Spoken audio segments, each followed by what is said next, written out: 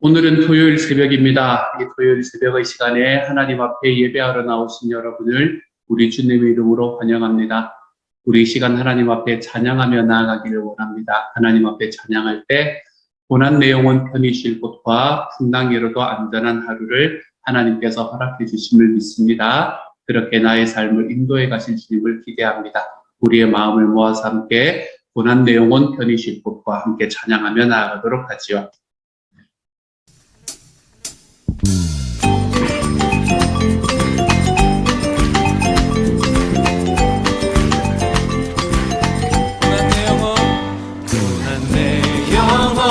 편히 쉴 곳과 풍랑이로도 안전한 폭우 폭풍까지도 다스리시는 주의 영원한 파르지에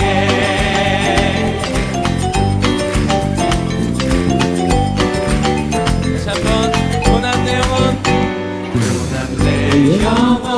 편히 쉴 곳과 풍랑이로도 안전한 폭우 폭풍까지도 다스리시는 주의 영원한 파르지에 주의 영원하신 팔 함께하사 항상 나를 붙드시니 어느 곳에 가든지 요동하지 않으니 주의 팔을 의지함이라.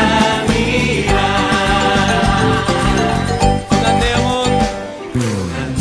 영혼 편히 쉴 곳과 풍랑이로도 안전한 폭우 폭풍까지도 다스리시는 주의 영원한 파르지에 주의 영원하신 팔 함께하사 항상 나를 붙드시니 어느 곳에 가든지 요동하지 않으니 주의 팔을 의지하리라.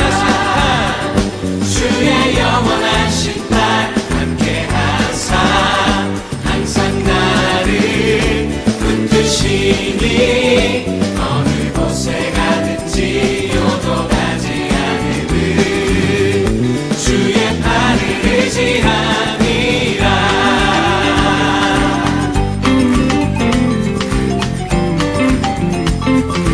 나의 믿음이 연약해져도 미리 예비한 힘을 주시할 때도 위태할 때도 안보하시는 주의 영원한 파르지에 주의 영원하신 팔 주의 영원하신 팔 함께하사 항상 나를 붙드시니 어느 곳에 가든지 요동하지 않으니 주의 팔을 의지하리라.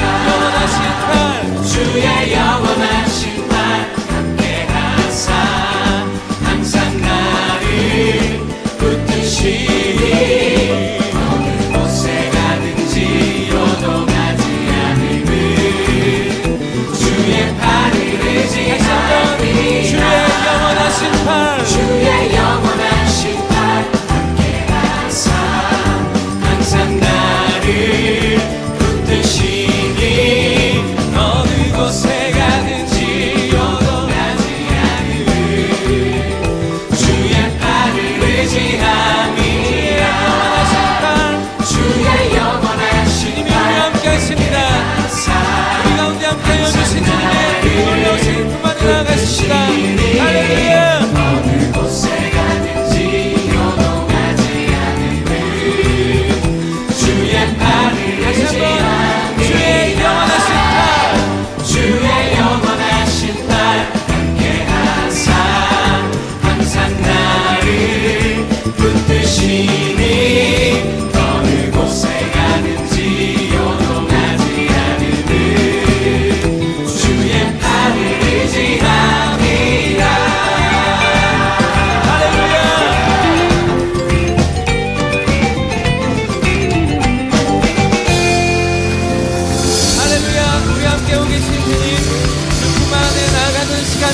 받겠습니다.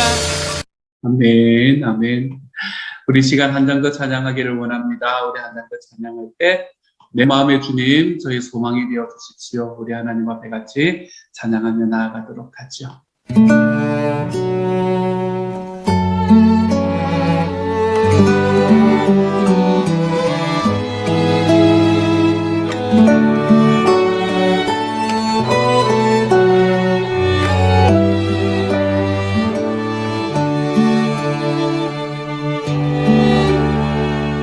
내 맘에 주여 소망 되소서. 주 없이 모든 일 헛되어라.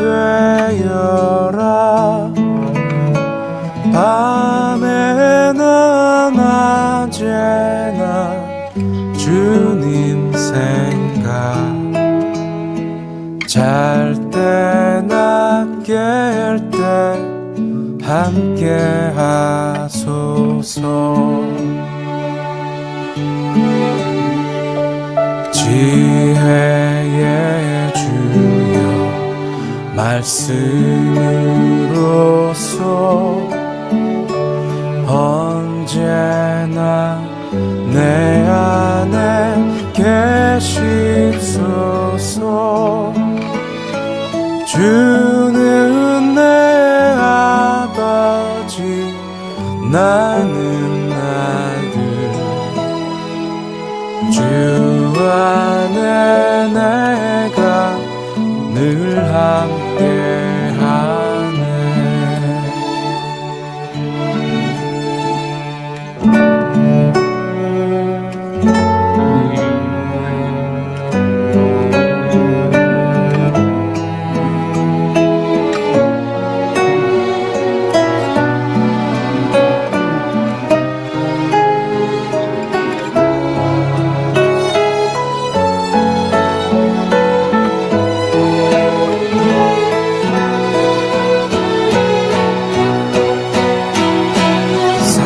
세상의 영광 안 보여도 언제나 주님은 나의 기억. 주님만 내 맘에 계시오니 영원한 주님 참 귀하셔라. 어떠한 고난이 닥쳐와도 만유의 주여 소망 되소서.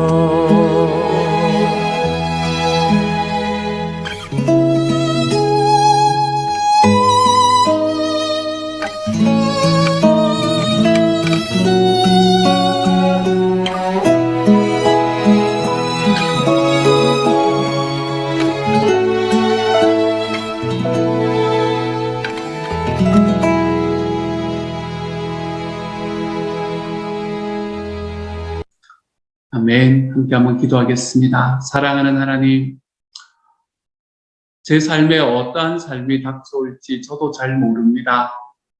우리의 삶에 어떠한 삶이 닥쳐올지 우리도 잘 모릅니다. 주님, 그러한 삶의 모든 과정 속에서 저의 마음 속에, 우리의 심령 속에 내가 이 모든 일들을 다 감당할 수 있다라는 자신감이 없습니다. 없는 게 당연하지요, 주님.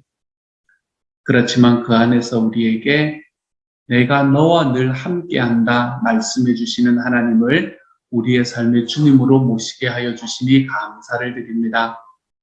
우리의 삶에 있는 어떠한 삶의 순간 속에서도 살아계시는 하나님의 능력이 우리 속에 계심을, 내 안에 예수님께서 살아계심을 하나님 우리의 삶 속에서 경험할 수 있는 하나님의 사람이 다 될 수 있도록 주님이 도우시고 인도하여 주옵소서.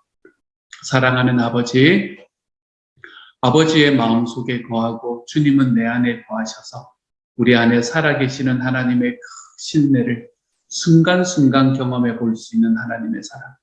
그래서 내 삶에 있는 풍랑과 내 삶에 있는 어려움과 아픔들 하나하나들 우리 하나님 앞으로 가지고 나아갈 때마다 예수님이 거기에 실제하심으로 인해서 우리가 위로받을 수 있는 하나님의 사람들이 되도록 주여 도와주옵소서. 오늘 주님의 말씀 앞에 섭니다. 말씀 앞에 섰을 때에 우리에게 지혜도 더하여 주시고 하나님께서 우리에게 주시는 은혜도 더하시는 시간 되게 하시고 오늘 하루를 살아갈 수 있을 만한 결단도 전해지는 시간 되도록 하나님 도와주옵소서. 모든 말씀 우리 주님 예수님 이름으로 기도드립니다. 아멘. 아멘. 오늘 하나님께서 우리에게 주시는 말씀을 함께 한번 나누어 봅니다. 하나님께서 우리에게 주시는 말씀은 누가복음 8장 19절부터 25절까지의 말씀입니다. 누가복음 8장 19절부터 25절까지의 말씀을 우리가 같은 목소리로 한번 읽어보도록 하겠습니다. 누가복음 8장 19절부터 25절입니다. 같이 한번 읽어보죠. 시작. 예수의 어머니와 그 동생들이 왔으나 무리로 인하여 가까이 하지 못하니 어떤 이가 알리되 당신의 어머니와 동생들이 당신을 보려고 밖에 서 있나이다. 예수께서 대답하여 이르시되 내 어머니와 내 동생들은 곧 하나님의 말씀을 듣고 행하는 이 사람들이라 하시니라. 하루는 제자들과 함께 배에 오르사 그들에게 이르시되 호수 저편으로 건너가자 하시매 이에 떠나 행선할 때에 예수께서 잠이 드셨더니 마침 광풍이 호수로 내리침에 배에 물이 가득하게 되어 위태 한지라. 제자들이 나와 깨워 이르되 주여 주여 우리가 죽겠나이다 한데 예수께서 잠을 깨사 바람과 물결을 꾸짖으시니 이에 그쳐 잔잔하여지더라. 제자들에게 이르시되 너희 믿음이 어디 있느냐 하시니 그들이 두려워하고 놀랍게 여겨 서로 말하되 그가 누구이기에 바람과 물을 명함에 순종하는가 하더라. 아멘. 아멘. 오늘은 이 말씀을 가지고 하나님 앞에 나아가기를 원합니다. 오늘의 말씀은 두 가지 이야기를 우리에게 하고 있다라는 것을 너무나 분명하게 보여줍니다. 첫 번째 이야기는 19절부터 21절까지의 말씀이에요. 19절부터 21절까지의 말씀은 사실은 무엇에 관한 이야기를 하는 것의 연장선상인가 하면 예수님께서 8장 1절에서 이야기하셨던 하나님의 나라에 대한 비유를 말씀하시되라고 이야기했던 그 하나님 나라의 비유, 그 중에 하나가 바로 이 19절부터 21절까지의 말씀이라고 이야기할 수 있겠습니다. 19절부터 21절까지의 말씀에서는 그러면 과연 무슨 비유를 하고 있는 건가? 여기에서는 하나님의 나라에서는 누가 가족인가? 라는 것에 대한 비유를 우리에게 전해주고 있는 것이지요. 먼저 오늘의 사건이 어떤 식으로 일어났는가라는 걸 한번 확인해 보면 좋겠네요. 먼저 첫 번째로 19절을 보면 예수의 어머니와 그 동생들이 왔으나 라고 이야기를 합니다. 예수님께서는 요셉과 마리아라는 이 두 부부의 큰아들이 바로 이 예수님이었었습니다. 그리고 예수님께서 태어나신 이후에 다른 여러 동생들이 태어나게 되었었지요. 그리고 그 예수님의 동생 중에 이름이 알려진 사람들만 하더라도 야고보와 요셉이라는 사람은 자기 아버지의 이름을 따서 붙인 이름인 것 같아요. 그런 사람들이 예수님의 동생이었다라는 이야기가 성경에 이미 등장을 합니다. 그 중에 야고보라는 사람은 초대교회의 큰 인물이 되기도 했었고요. 그런데 이때 어쨌든 예수님의 어머니와 동생들이 예수님을 찾아왔습니다. 왜 찾아왔을까요? 이 누가복음 8장의 말씀은 예수님의 사역이 한참 진행이 될 바로 그때였습니다. 예수님의 사역이 이제 절정기를 향해서 열심히 달려가고 있던 그 순간이었지요. 그래서 예수님에 대한 이야기는 당시에 갈릴리뿐만이 아니라 온 유대 지방에 예수님의 이름이 다 전파되어 있던 시기였었습니다.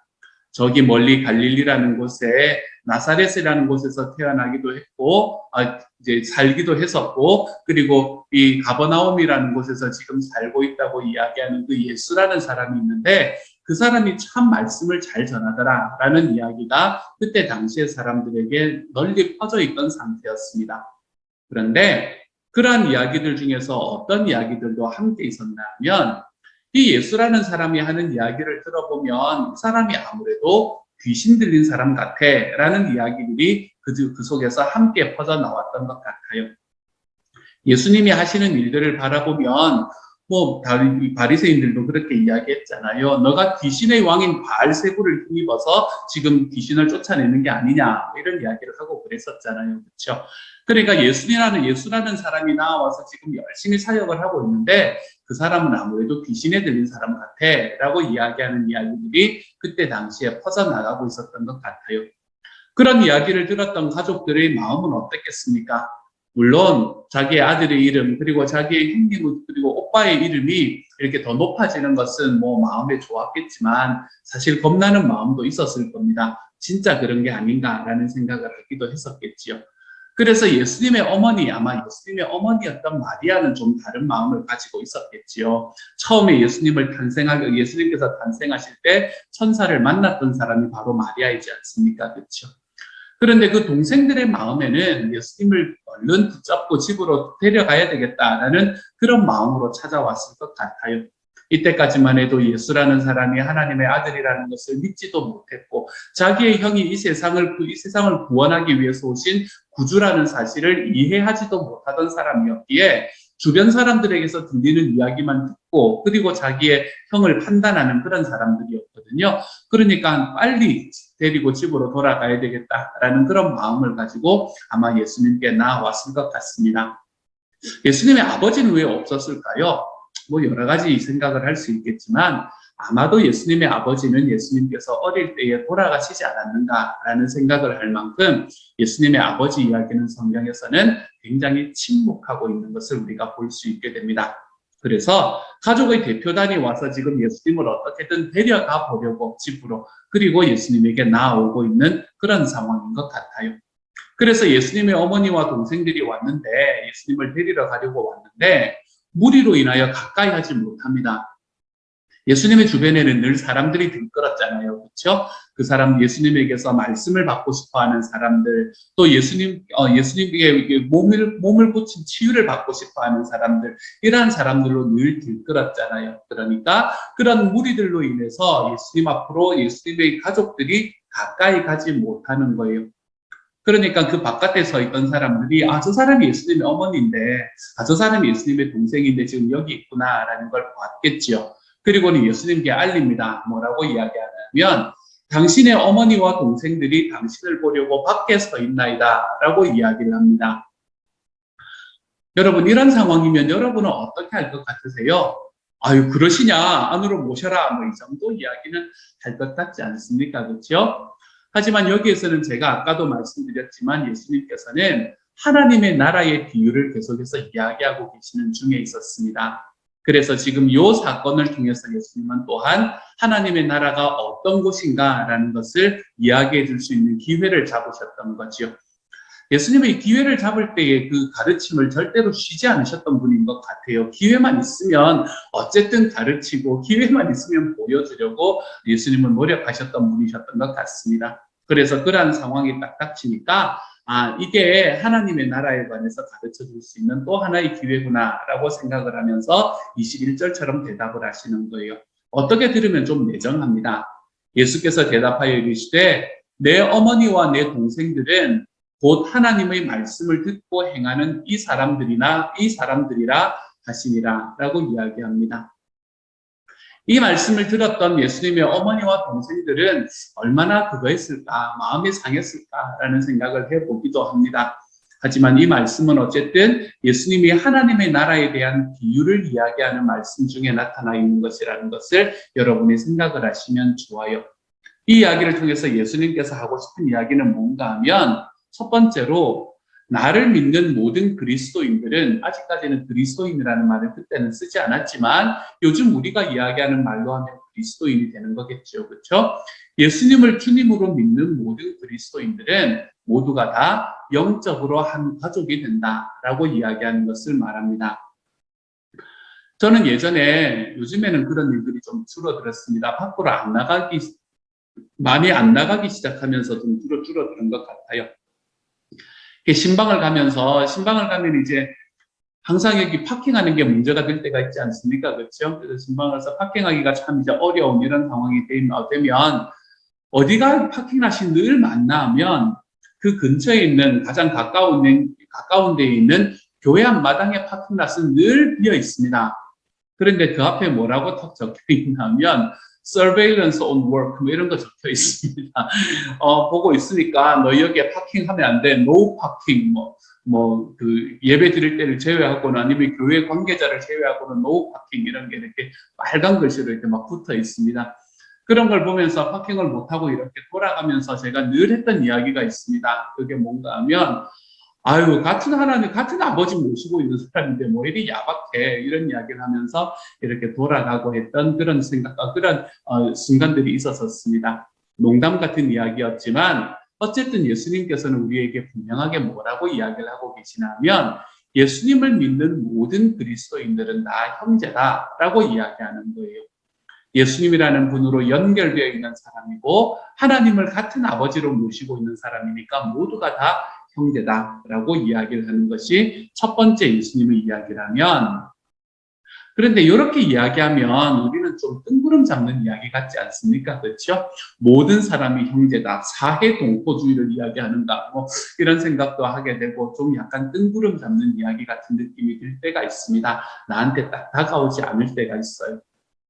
그런데 이것은 이 세상에 있는 모든 그리스도인들이 다 형제고 자매다라고 이야기하는 그것을 넘어서서, 아니 어떻게 보면 그것 안에 포함되어 있는 이야기로 우리에게 무엇을 이야기하냐면 교회 안에서 실제로 우리는 기도 제목을 나누고 함께 기도해 주는 믿음의 가족이자 믿음의 식구가 존재한다라는 것을 이야기하는 것입니다. 이것을 우리는 목장 식구라고 이야기합니다. 여러분, 목장은 식구보다 더 가까운 존재입니다. 실제로 그래요. 내 가족, 내 아내, 아이들, 이것보다는 가깝지가 않을 수가 있겠죠. 그렇죠? 하지만 우리가 피로 연결되어 있는 그 어느 누구보다도 사실은 우리 목장 식구들이 더 가까운 존재라는 것을 우리는 너무나 분명하게 느낍니다. 왜 그래요? 목장은 어떤 겁니까? 최소한 한 주일에 한 번씩은 만나잖아요. 여러분의 친척분들 한 주일에 한 번씩 만나시는 분들이 있나요? 있으시면 너무 감사한 일이고요. 대부분은 잘 그렇게 안 만나잖아요. 그렇죠?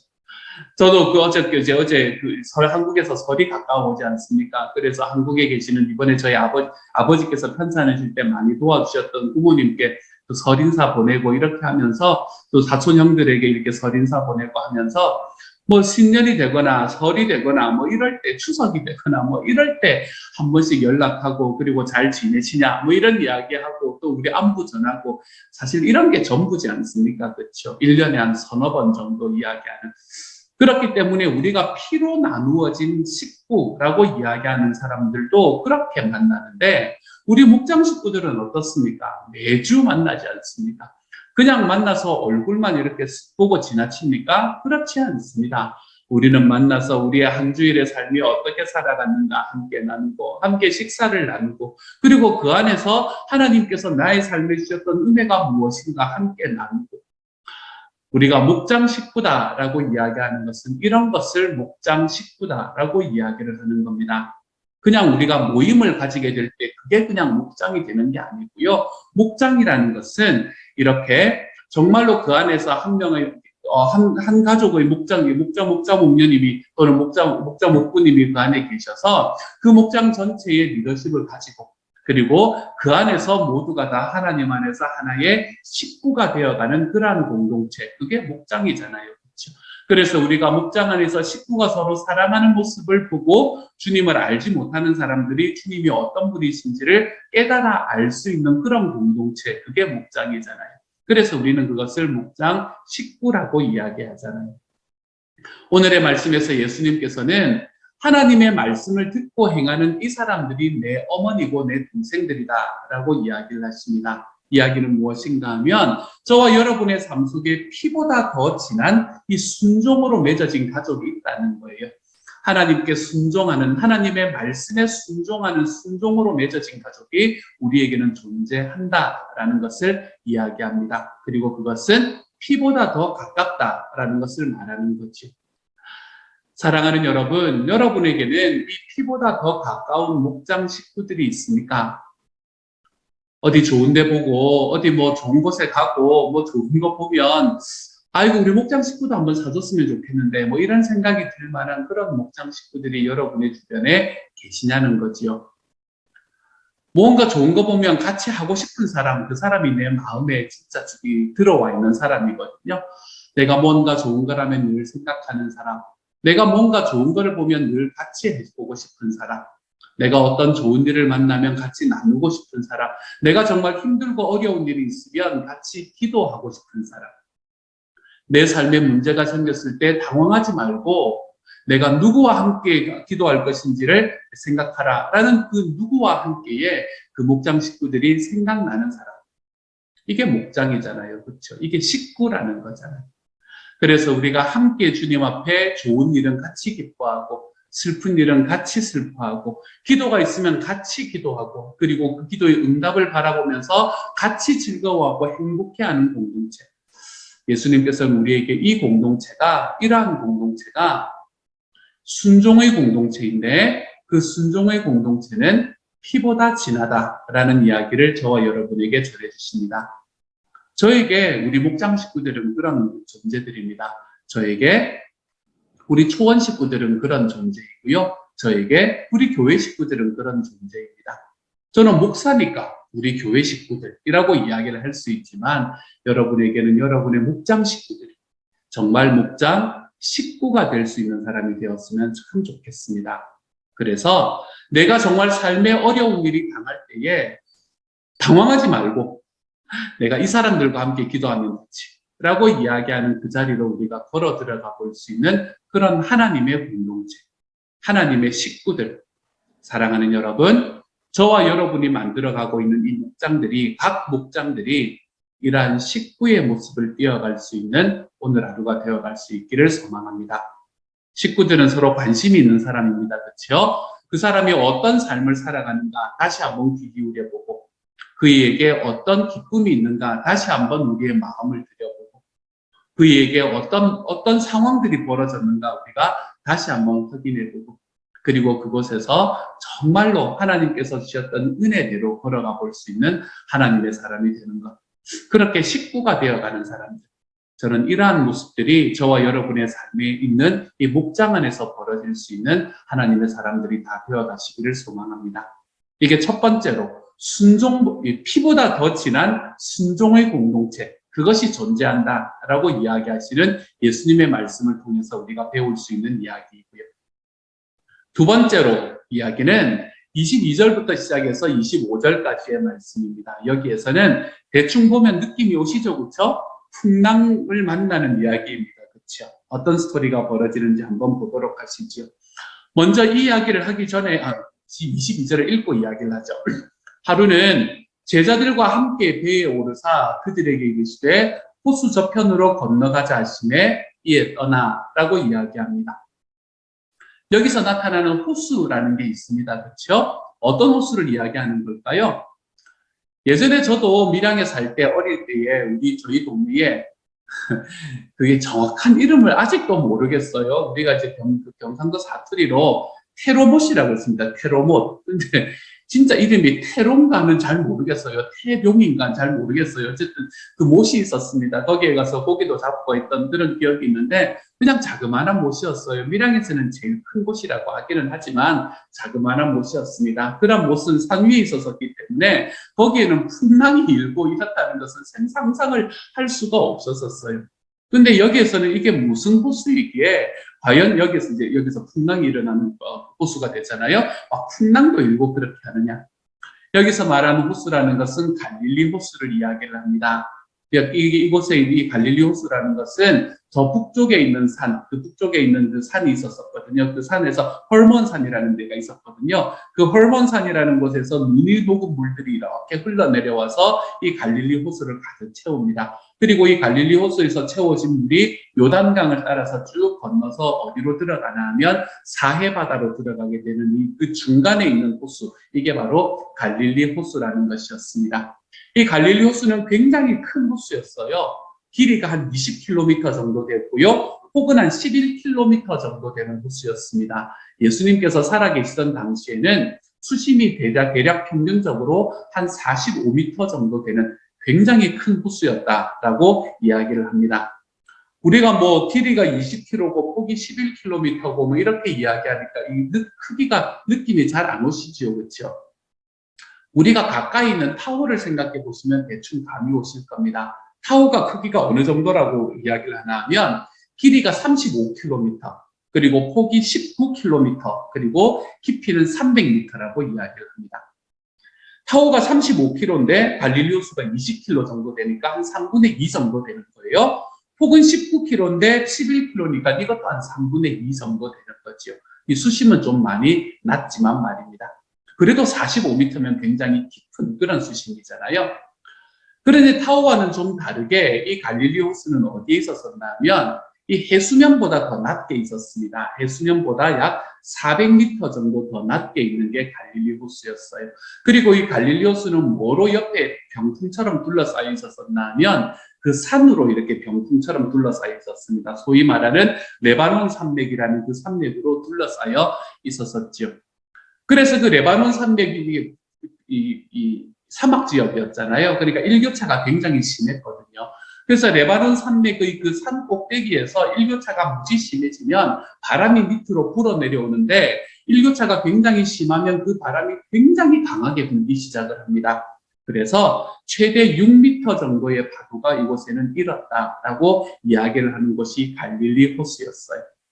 이 갈릴리 호수에 그래서 그날도 아마 일교차가 굉장히 심했나 보죠, 그렇죠? 그래서 그날 저녁에도 큰 바람이 불었습니다. 그래서 그 바람으로 인해서 엄청난 폭우가 그곳에 펼쳐지기 시작을 했죠. 그 이야기가 23절의 말씀인 거예요. 행선할 때에 예수께서 잠이 드셨더니 마침 광풍이 호수로 내리치매 배에 물이 가득하게 되어 위태한지라. 광풍이 호수로 내리쳤다라는 말이 정확한 표현입니다, 여러분. 산에서 바람이 호수로 불어 내려오는 거예요. 그래서 그것으로 인해서 파도가 치기 시작을 하는 거죠. 그래서 배에 물이 가득하게 되어 위태한지라. 이러한 상황 속에서 지금 예수님은 뭘 하고 계시나요? 예수님은 잠들어 계십니다. 이해할 만해요. 얼마나 피곤하셨겠습니까, 여러분? 예수님께서 밤낮 없이 그냥 사람들을 고치시고 그들에게 말씀 전하시고 하는 이 과정들을 계속해서 해왔으니까 얼마나 피곤하셨겠어요. 그런데 거기다 새벽에는 또 어디 가서 산에 올라가서 기도하시고 이러는 과정이 있었으니까요. 그래서 예수님은 그 파도 가운데서도 폭풍 가운데서도 예수님은 지금 잠들어 계십니다. 그런데 이 예수님이 잠들어 계시니까 그분을 깨우지 않기 위해서 제자들이 노력했던 것 같아요. 참 괜찮은 제자들이었던 것 같습니다. 이런 걸 보면 예수님께서 잠들었으니까 그분을 안 깨우고 자기들끼리 어떻게 이것을 해결해 나가보려고 노력합니다. 사실은 제자들 중에서 뭐가 많았나 하면 어부가 많았습니다. 갈릴리 호수에서 물고기를 잡던 어부들이 많았죠. 그렇기 때문에 이 정도는 우리 힘으로 이겨나갈 수 있다라고 생각을 했는지도 모르겠습니다. 그런데 결국에는 그것이 불가능하게 되었죠. 그래서 뭐라고 이야기하냐면 24절에서 제자들이 나와 깨워 이르되 주여 주여 우리가 죽겠나이다 한데 이렇게 말합니다. 이건 무엇을 이야기하냐면 자기의 노력을 다 끝내고 난 다음에 예수님께 나오는 거예요. 그러면서 예수님께 주여 주여 우리가 죽겠나이다 라고 이야기를 하지요. 그랬더니 예수님이 어떻게 이야기하십니까? 예수께서 잠을 깨사 바람과 물결을 꾸짖으시니 이에 그쳐 잔잔하여지더라 라고 말합니다. 벌떡이라서 폭풍을 진압한 거예요. 예수님께서 이렇게 주무시고 계시다가 제자들이 주여 주여 우리가 죽겠나이다 그러니까 벌떡 일어나셔가지고 폭풍을 딱 진압을 하시는 게 지금 예수님이 하신 일입니다. 그랬더니 제자들이 어떤 이야기를 하나요? 25절의 부분에 보면 그들이 두려워하고 놀랍게 여겨 서로 말하되 그가 누구이기에 바람과 물을 명하며 순종하는가 하더라 이렇게 말합니다.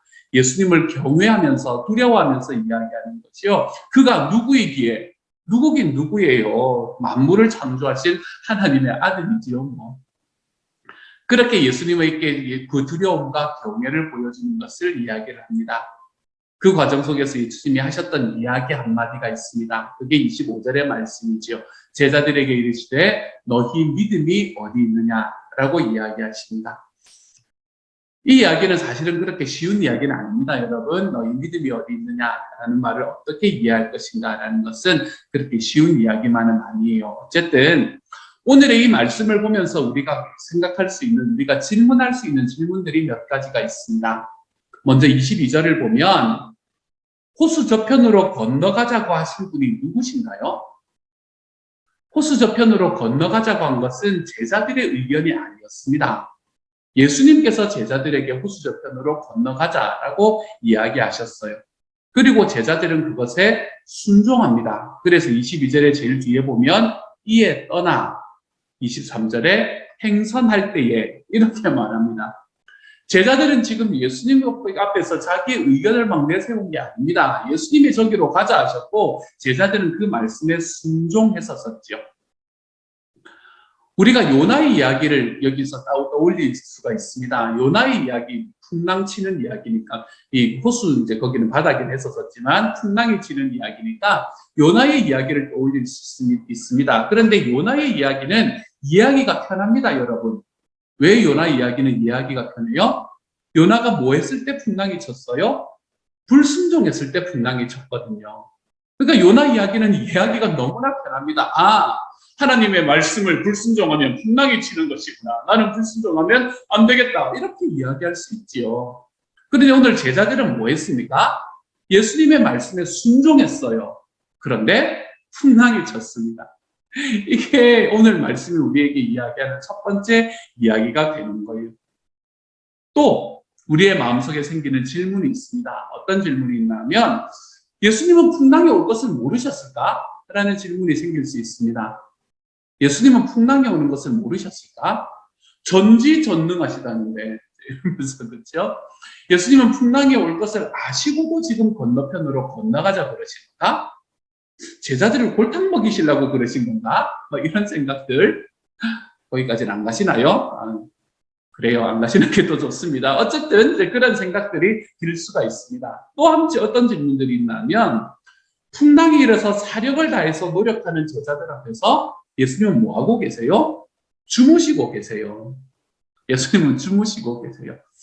이러한 모습들의 예수님을 이렇게 보면서 우리는 이 말씀을 보면 좀 불편해지는 때가 있는 것 같습니다.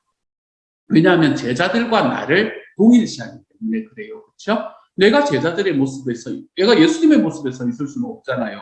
내가 풍랑의 모습에서 있을 수는 없잖아요. 그러니까 내가 제자들의 모습에 서 있는 건데, 아니 그러면은 나한테도 예수님께서 하자, 내가 저쪽으로 가라 라고 이야기하셨을 때 내가 거기에 순종함에도 풍랑이 올 건가? 내 삶에. 내가 그곳으로 가면 풍랑이 온다는 걸 알면서도 주님은 나를 저곳으로 인도하시는가? 그리고 풍랑이 오는 그 순간에 예수님은 내 삶 속에서도 주무시고 계시는 건 아닌가? 이러한 생각들이 우리들의 마음속에 들어오기 때문에 우리의 마음에는 좀 불편한 이야기가 될 수도 있습니다. 이 스토리는요. 예수님이 계신데도 풍랑이 있는가? 맞습니다, 여러분. 예수님이 계신데도 풍랑이 존재할 수 있습니다. 그런데 예수님이 계실 때 오는 풍랑, 이것은 우리의 삶에서 우리의 삶을 망가뜨리려고 하는 풍랑과는 완전히 다른 종류의 풍랑이라는 것을 우리가 기억할 줄 알아야 됩니다. 예수님께서 시각장애인 한 분을 고치셨을 때가 있습니다. 예수님께서 시각장애인 한 분을 고치실 때에 이 시각장애인이 예수님께 나와서 무엇이라고 이야기하냐면 예수님 저를 좀 고쳐주십시오 라고 이야기를 합니다. 다윗의 아들 예수님 저를 좀 고쳐주십시오 라고 이야기를 해요. 그랬더니 그 주변에 있는 사람들이 뭐라고 수군거리기 시작하냐면 아니 이 사람이 지금 시각장애인이 된 것이 누구의 죄 때문이냐 이러면서 수군대기 시작합니다. 누구의 죄 때문이냐? 자기의 부모의 죄 때문이냐? 자기 자신의 죄 때문이냐? 이렇게 이야기를 합니다. 여러분 사람이 가지고 있는 아픔을 가지고 함부로 죄 이야기하지 않으시기를 소망합니다. 욥의 친구들하고 똑같은 사람이 되는 거예요. 근데 그때 당시에도 그런 이야기들이 있었던 것 같아요. 아이, 누구 죄 때문에 막 이런 이야기들, 여러분 농담이라도 그런 이야기 하지 마십시오. 그런 이야기들을 했어요. 그때 예수님이 하셨던 대답이 뭡니까? 이 사람이 지금 시각장애인이 된 것은 이 사람의 죄 때문도 아니고 이 사람의 부모님의 죄 때문도 아니다.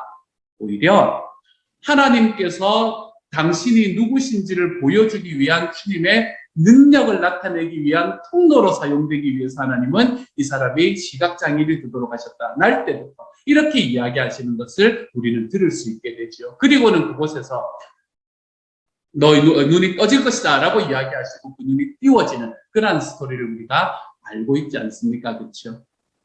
오늘의 말씀에서도 마찬가지입니다. 우리의 삶에 예수님을 믿고 예수님께서 가자고 이야기하시는 그 길로 순종하여 가는데 풍랑이 오나요? 좀 더 쉽게 이야기해 볼까요? 주님께서 우리에게 말씀하신 주님의 소원은 영혼 구원하여 제자 양육하는 것입니다. 여기에서 흔들리지 않기를 소망합니다. 영혼 구원하여 제자 양육하는 길로 걸어가는데 우리의 삶에 배신과 우리의 삶에 마음의 상처가 오나요? 안 오나요? 옵니다, 여러분. VIP를 섬기고 VIP를 정말 소중한 마음으로 내가 순전한 마음으로 섬기는데 내 삶에 불편함이 찾아옵니까? 찾아옵니다. 어렵습니다. 내 시간 내가 여기 왜 쓰는가? 내 돈 여기 왜 쓰고 있나라는 그런 소위 현타, 요즘에 그렇게 이야기하지 않습니까? 그렇죠? 이 현실 타임 이런 게 우리에게 찾아옵니다. 내가 왜 이러고 있지? 라는 생각이 들 때가 있습니다. 아무리 내가 나의 삶의 섬김을 쏟아부어도 전혀 변하지 않는 듯한 그런 모습을 바라보면서 내가 그 사람에게 전해주는 것들을 그냥 받아먹기만 하고 한 발짝도 움직이려고 하지 않는 모습들을 보면서 우리는 현타의 순간에 들어갑니다. 이게 뭐지? 라는 생각이 들어갈 때가 있습니다. 분명히 주님께서 가서 제자 삼아라 이야기하셨던 주님의 말씀을 쫓아서 걸어가는 그 과정에 서 있는데 우리의 삶에는 물질적인 문제가 올 수도 있고 관계의 어려움이 올 수도 있고 그러한 삶 속에서 우리의 삶의 풍랑이 존재합니다. 그런데 그것은 주님께서 실제 하신다는 것을 우리에게 증거하기 위한 표적이다라는 것을 좀 잊지 않으시기를 소망합니다. 주님께서 지금 제자들과 함께 계신다라는 그 사실을 주님께서 그 자리에 실제 하실 때에 그 주님께서는 그 모든 과정들을 다 해결하실 수 있는 능력이 있으신 분이시다라는 그 사실을 우리에게 알려주기 위한 과정이라는 것을 잊지 않으시기를 소망합니다.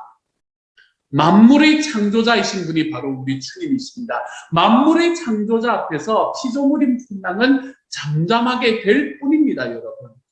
모든 것을 창조하시고 모든 것을 이끌어 가시는 하나님 앞에서 우리의 삶에 다가오는 아픔과 고난과 어려움들, 내가 주님의 길을 쫓아가고 내가 주님 앞에 순종하는 길로 걸어가는 과정 속에 내 삶에 찾아오는 어려움과 아픔들은 진압되기 마련입니다. 왜요?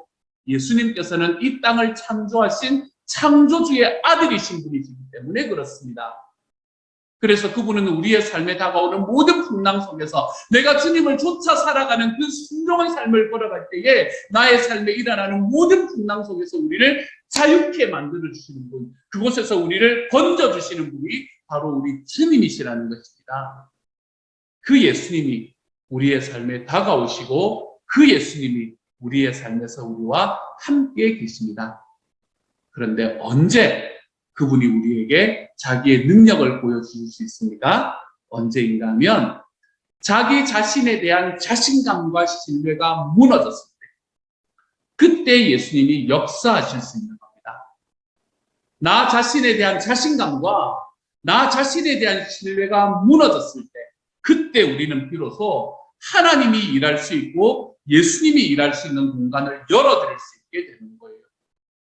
주님, 우리가 죽게 되었습니다. 내 하나님 앞에 이런 기도를 드릴 수 있을 때에 그때야 비로소 주님께서 역사하실 수 있는 공간이 생겨나는 것이죠. 그런데 이러한 고백은, 이러한 기도는 우리의 삶에 신뢰가 없으면 일어나지 않는 기도입니다.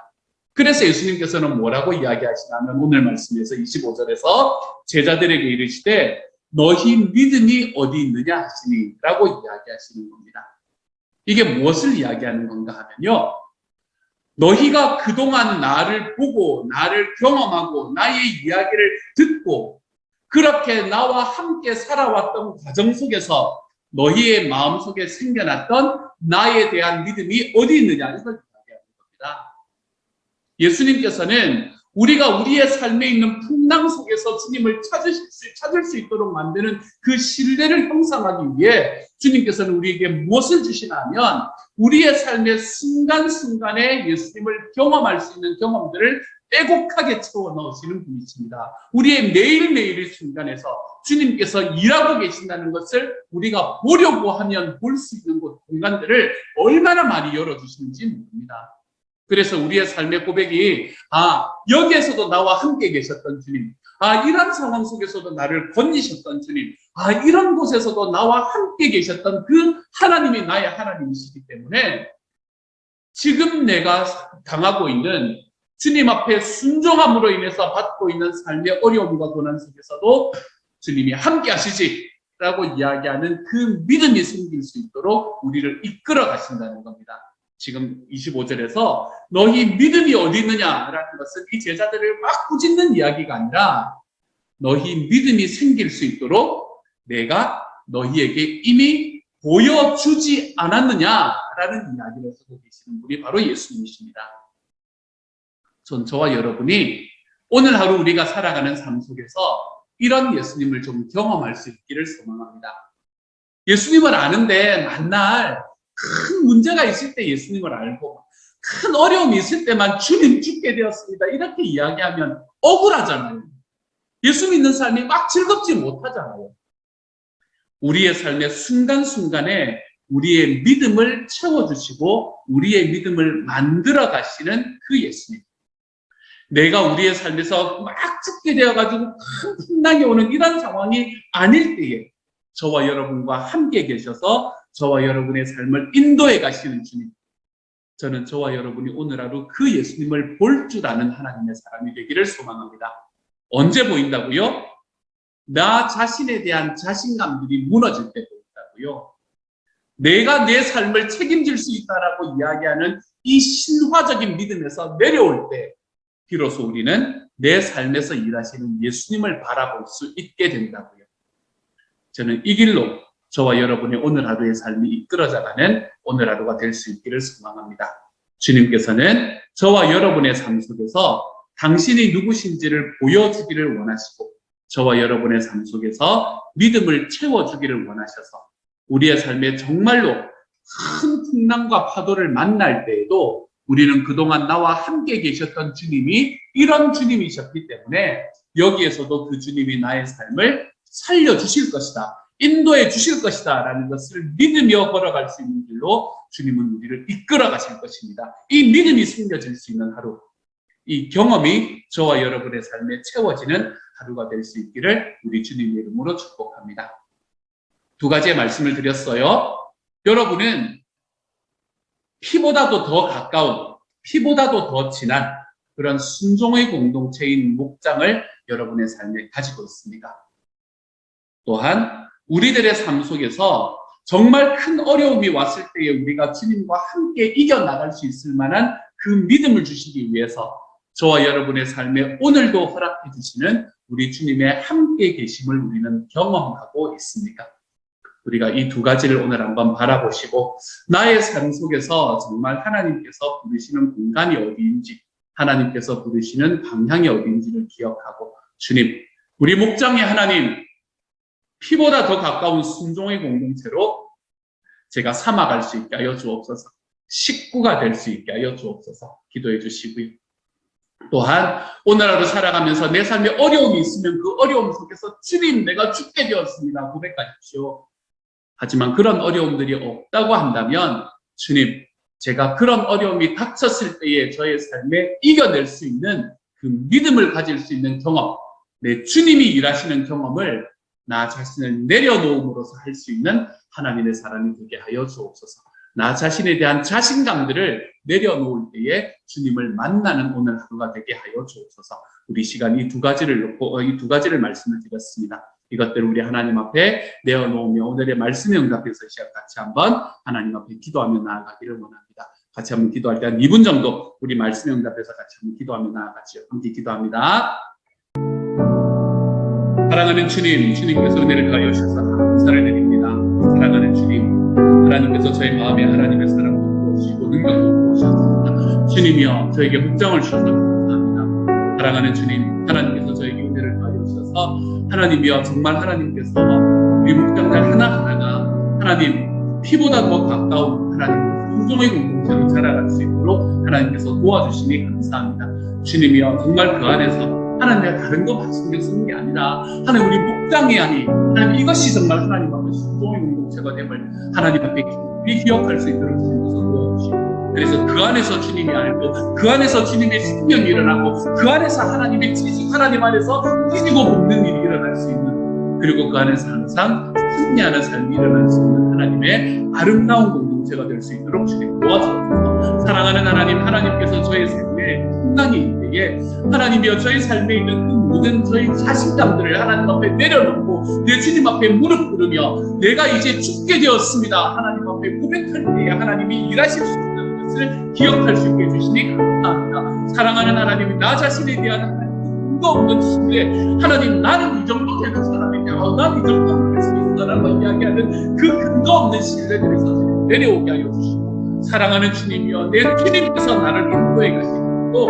하나님이여 제 자신을 내어놓으며 하루하루 속에 살아계시는 하나님이 나를 어떻게 인도하시는가 주님께서 나에게 어떠한 일을 내놓고 주시는가 하나님 이것을 우리의 삶에 깊이 체험하고 우리 하나님 앞으로 들어가 볼 수 있는 주님의 사람이 되게 하여 주옵소서. 그래서 우리의 삶에 정말로 내 주님 앞에 순종하고 있음에도 하나님 내 삶에 풍랑이 다가오는 정말 그 갈릴리 바다에서 볼 수 있는 그 6m 넘게 풍랑이 다가올 때에도 하나님이여 나의 삶에 이렇게 인도하셨던 하나님이 나를 지금도 인도할 것이다 라는 그 믿음 너희 믿음이 어디 있느냐라고 이야기하시는 그 주님이 말씀하시는 믿음으로 우리가 한 걸음씩 걸어 들어가 볼 수 있는 하나님의 사람이 되도록 주님 허를 도우시고 인도하여 주시기를 소망합니다.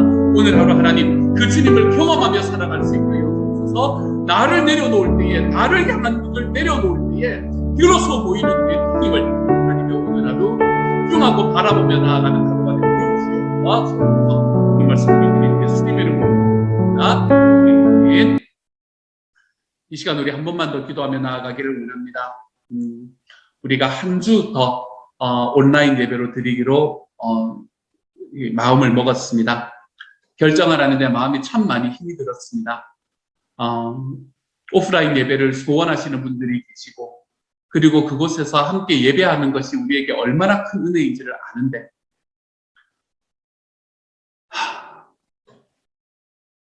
한 주를 더 한다는 것이 저에게는 정말로 쉽지 않은 결정이었고 우리에게는 정말로 쉽지 않은 결정이었습니다. 하나님께서 이 모든 과정 속에서 은혜를 더하여 주시길.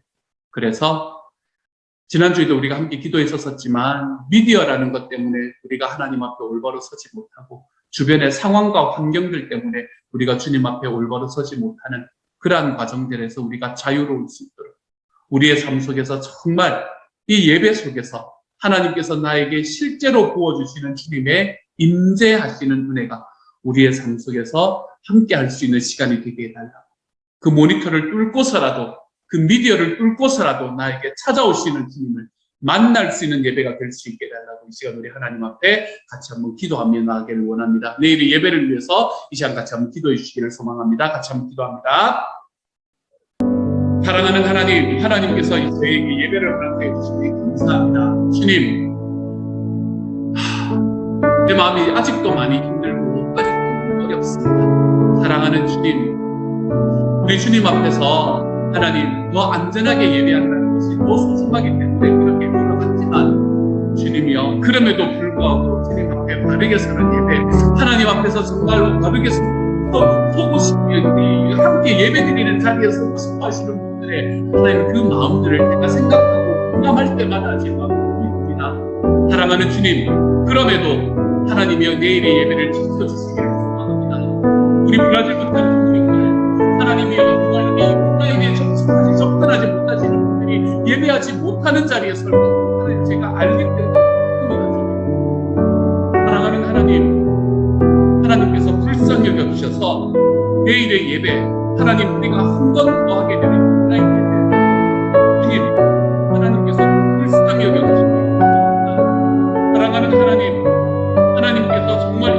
와서 예배하는 모든 이들의 마음에 하나님의 사랑도 부으시고 하나님의 능력도 부어주시기를 소망합니다. 주님, 지나가는 이야기처럼 날마다 기도하고 늘 하는 이야기처럼 기도하는 것이 아니라 내 하나님 앞에 저희의 온 마음을 다해서 기도합니다. 주님, 하나님께서 불쌍히 여겨주셔서 하나님, 우리의 예배를 가로막는 하나님 그 모든 장애에서 주님이 우리가 벗어날 수 있도록 주님 도와주시고 내일의 예배가 하나님 우리의 불편함을 넘어서 우리 주님의 음성을 들을 수 있는 예배이시다. 하나님 도와주옵소서. 주님, 이것으로 인해 함께 예배하지 못하는 이들 하나님께서 불쌍히 여겨주시고 사랑하는 하나님께서 우리 그 모든 분들의 마음에 하나님의 사랑도 심어주시고 능력도 심어주시고 하나님, 우리가 함께 예배할 수 있는 하나님, 함께 마음껏 예배할 수 있는 하나님, 우리의 삶에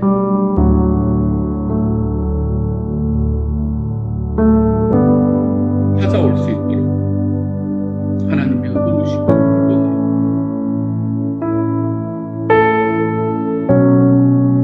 하나님 불쌍히 여겨주시기를 소망합니다. 주님 불쌍히 여겨주시기를 소망합니다. 말씀 주시는 예수님의 이름으로 아멘. 사랑하는 하나님께서 은혜를 더하여 주셔서 감사합니다.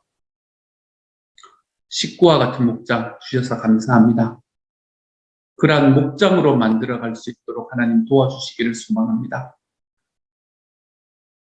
우리가 풍랑이 일 때에, 어떻게 할 수 없는 풍랑이 일 때에 우리가 그때에도 주님이 나와 함께 계시다는 것을 경험할 수 있을 만한 우리의 삶에 주님의 동행하심의 역사들을 우리 매일매일의 삶에 허락하여 주시니 감사합니다. 오늘도 우리 주님이 살아계심을 경험하는 하루가 되게 하여 주옵소서. 아픔이 있는 모든 이들에게 하나님께서 친히 안수하여 주셔서 그 모든 아픔 속에서 우리 주님의 역사가 일어날 수 있는 하나님의 사람들이 다 되도록 하나님 도와주옵소서. 사랑하는 주님, 내일의 예배를 지켜주십시오.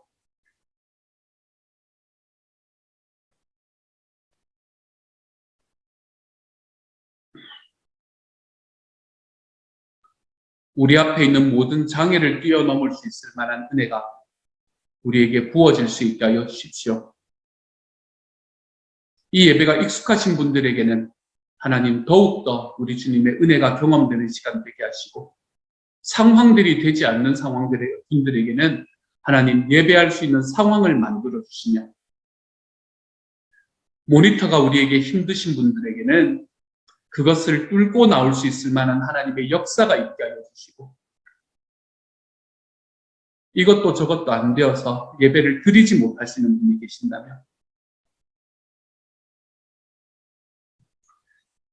하나님 불쌍히 여겨주셔서 그 시간에 혼자서 예배 드리실 때 하나님께서 그곳에 주님의 위로를 또한 허락하여 주시기를 소망합니다. 그래서 주님, 우리가 하나님 앞에서 마음껏 예배할 수 있는 그 순간이 하나님 우리 삶에 찾아오기를 위해 간절히 기도해 볼 수 있는 저희가 되도록 주여 도와주옵소서. 감사를 드리며 모든 말씀을 우리 주님 예수님 이름으로 기도드립니다. 아멘. 하늘에 계신 우리 아버지여, 이름이 거룩히 여김을 받으시오며 나라 임하옵시며 뜻이 하늘에서 이룬 것 같이 땅에서도 이루어지이다. 오늘날 우리에게 일용할 양식을 주옵시고 우리가 우리에게 죄 지은 자를 사하여 준 것 같이 우리 죄를 사하여 주옵시고 우리를 시험에 들게 하지 마옵시고 다만 악에서 구하옵소서. 대개 나라와 권세와 영광이 아버지께 영원히 있사옵나이다. 아멘.